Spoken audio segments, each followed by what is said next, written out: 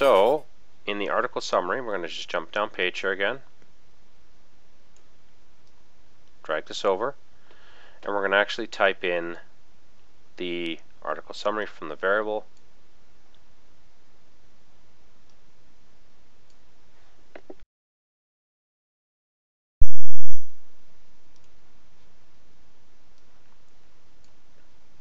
And the article body.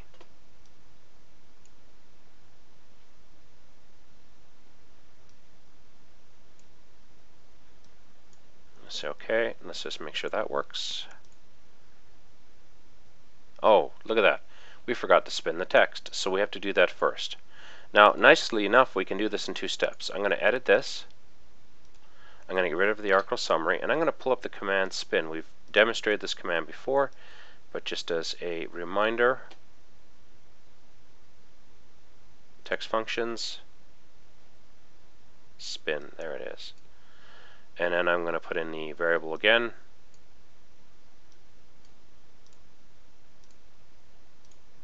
Okay, I'm going to just get rid of all this information in here.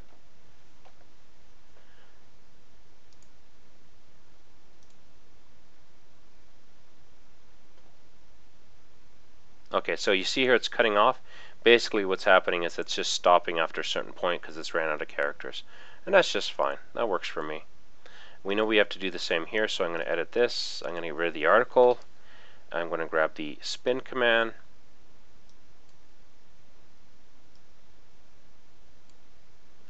And I'm going to say it to spin the article information.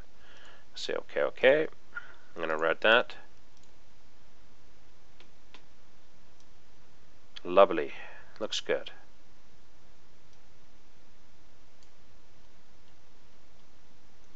Okay, the resource box is normally where we're going to put in links. So the resource box is going to be full HTML. So we're going to need to be able to put that in as well.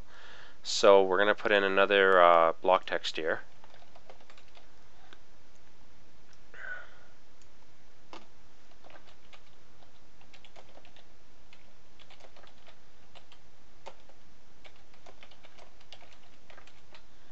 I'm going to just put a reminder in there for me. Okay, we're going to say OK to that. Just go across here.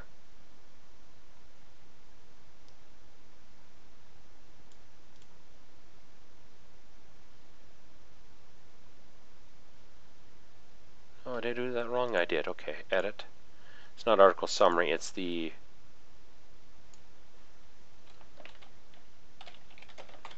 article resource box. Oh, and yeah, I used the same, goodness.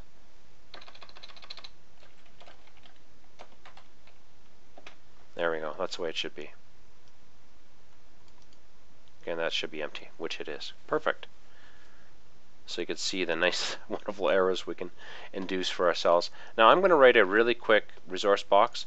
It's really important for you to really understand HTML. And now we don't have to put p tags or anything like that around it, but we have to understand the format of a hyperlink. Let me write something very quickly. So the easiest way to do this is to write a really quick resource box. So I'm saying nothing is better than great accessories within the home. But did you know that you can use these same accessories for RV living? Now RV living is one of the keywords that I want to hyperlink. Check out my blog and this is a blog address for more information. Now what I could do is I could hyperlink into my blog, or I could hyperlink to the home page. For the sake of this example, I'm going to hyperlink right to the home page twice. href equals double quote the link.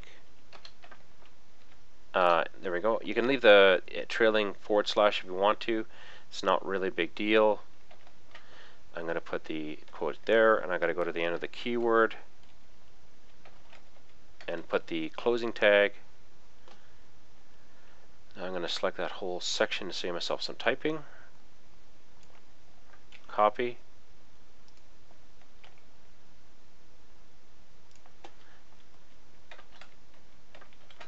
There we go. So for the sake of diversity, I'm actually going to put the slash in here.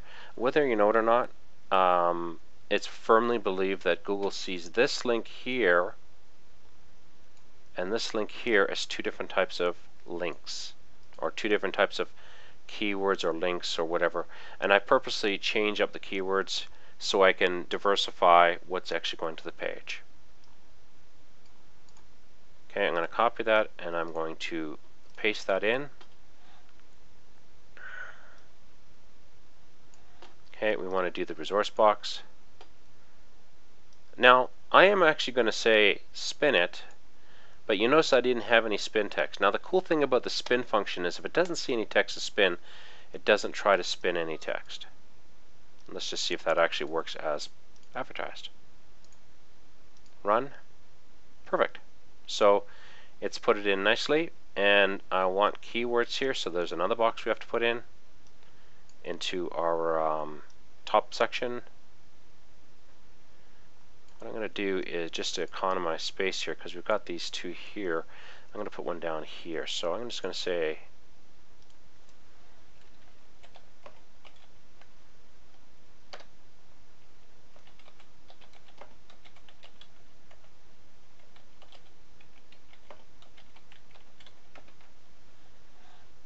and see how it's tucked it right underneath there. I'm going to just put in RV Living. Actually, no, this is not on RV Living. This article is on coffee.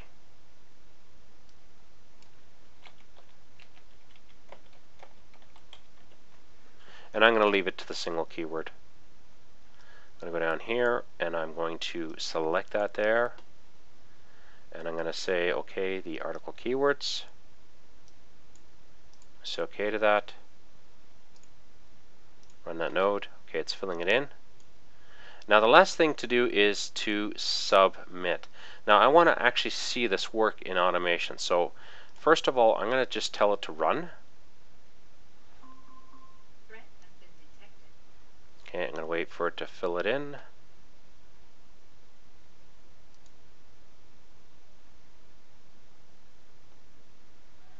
We see it's waiting here. Let's see where it's waiting. Okay, see how it's waiting for the forgot password? It's looking for that. Now, when we're actually running this bot, and if we're not threading it, in other words, sending it off to its own thread, we automatically have thrown in a 30-second delay here. That could be something we don't want. What I'm going to do is, it is actually finished running here. I'm going to go here and I'm going to actually edit this, and I'm going to say under the advanced, I'm going to have a timeout of 12 seconds. Okay, it's a little sharp, but it will speed up the bot just slightly. Okay, let's just take a look here. Let's see how it did for us. Okay, so name. Okay, I didn't touch that. Okay, it selected home accessories, coffee K-cup, article summary. Okay, it's actually put the article in. It's put in a resource box. Keywords is filled in. The only thing I have left to do is to actually do a summary or a submission.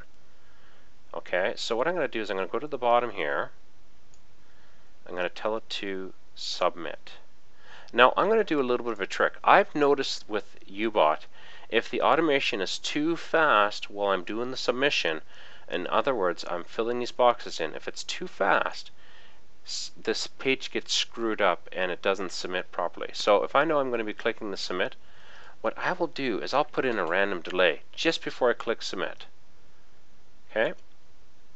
It does slow the bot down, but it does ensure that I get a good submission, and it also doesn't trigger any robot filters. In other words, it doesn't flag the site that my IP address or whatever IP address I'm using to access this site or my account isn't auto-submitting. It's very easy with a code on the server to say, hey, it took him like half a second to fill that page in.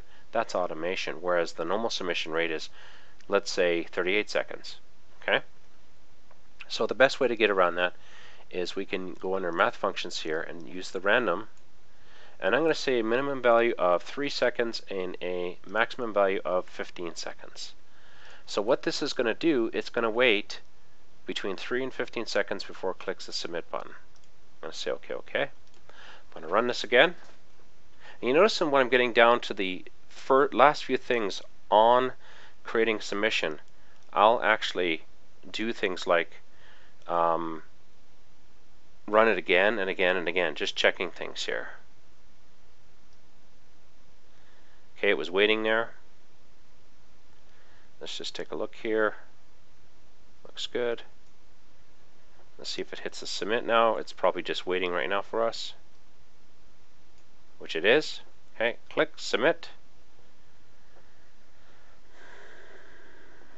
Okay, now let's see what we're going to need to see on this page.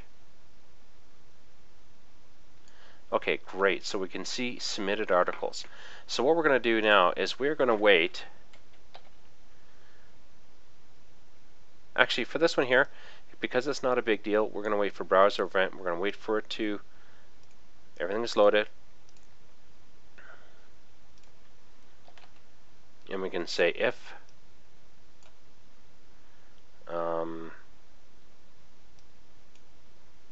we're going to look for the exists.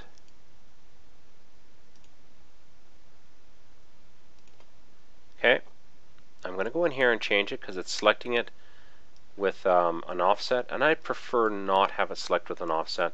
So I'm going to say, look at the inner text. Okay, the inner text is waiting for article review. I'm going to say OK. Then what I'm going to say is, for this example, I'm going to throw an alert. What I could do is I could set a variable saying article submitted to this website, continue on.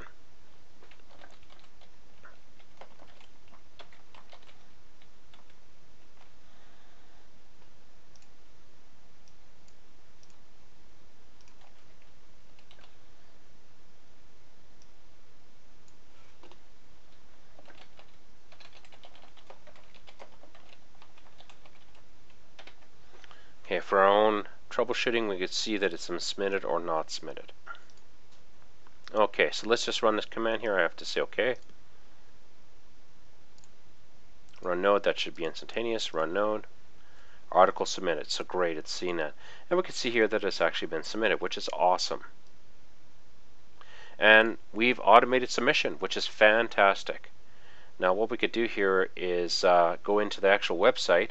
And I actually recommend doing this after the fact. Go into the website and see if it was successful as a submission. Don't do it with a new bot, do it outside.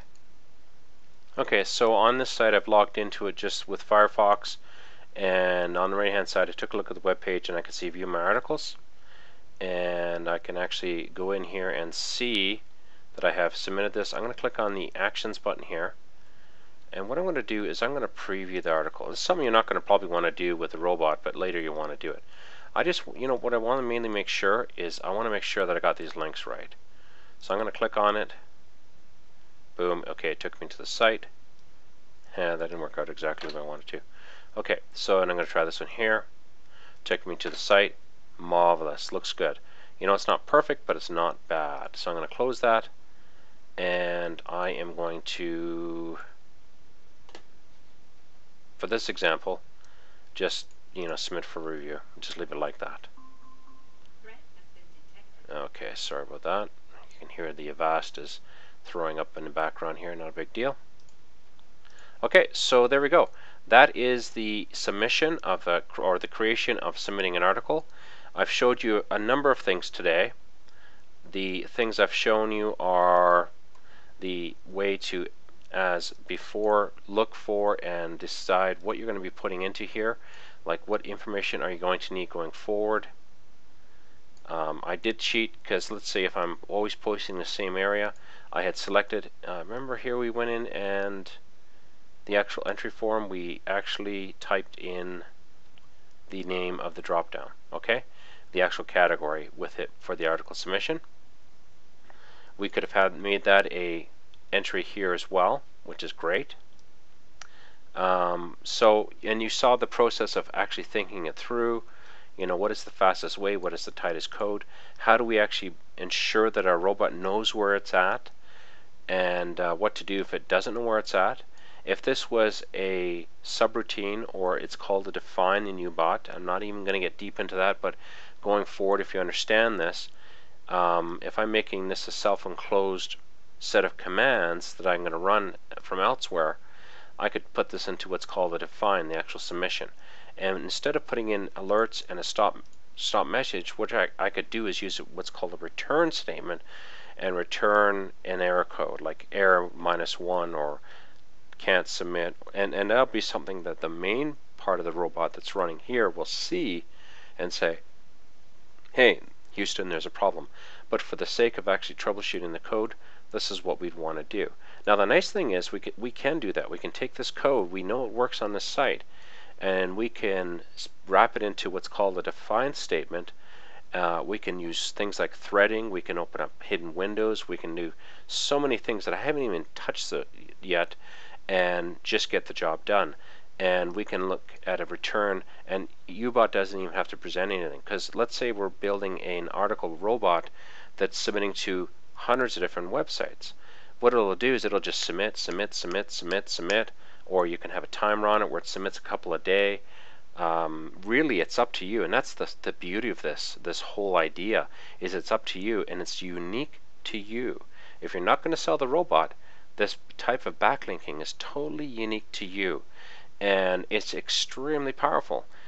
One thing I'd mentioned in one of the previous videos, and it's really good to restate, is the fact that Google doesn't necessarily penalize you unless it sees a pattern. Now, Google's not going to see a pattern if you as one person are submitting even 50,000 links out on the web. What happens is when a robot is created or an automation sequence is created, like SE NukeX, and it's a great program, but it does have this problem.